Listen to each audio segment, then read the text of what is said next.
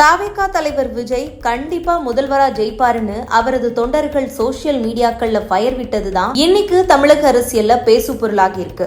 இதுதான் முதல் தேர்தல், அதுக்குள்ள இப்படியான மற்ற கட்சியினர் தாவேகா மீது விமர்சனம் செய்ய சோசியல் மீடியாவையே சற்று ஆட்டம் கண்டு உள்ளது. திமுக கூட்டணியும் அதிமுக தலைமையிலான என்டிஏ கூட்டணியும் இந்த தேர்தல் பிரச்சாரத்தில் சூடுபிடிக்க களத்தில் தீவிரமாக வேலை செய்தனர். ஆனா தாவேகா தலைவர் விஜய் ரெஸ்ட் எடுத்து களத்துல பிரச்சாரம் மேற்கொண்டது கடும் விமர்சனத்திற்கு உள்ளானது. கும்பகோணத்தில் ஒருபடி மேலேயே சென்று ஹோலோகிராம் மூலம் விஜயின் தோற்றத்தை வடிவமைத்து பிரச்சாரம் மேற்கொண்டனர். இப்பொழுது தேர்தல் முடிந்து அரசியல் களம் சற்று அமைதியாக இருக்கும் சூழலில் தாவேகா தொண்டர்கள் தங்களது பங்குக்கு இத்தனை தொகுதியில் விஜய் ஜெயிப்பார்னு திமுக எதிர்க்கட்சியா கூட வராது, அதிமுக காணாமல் போகும்னு தங்கள் இஷ்டத்துக்கு கருத்துக்களை கூற சக கட்சியினர் கலாய்த்து தள்ளுகின்றனர்.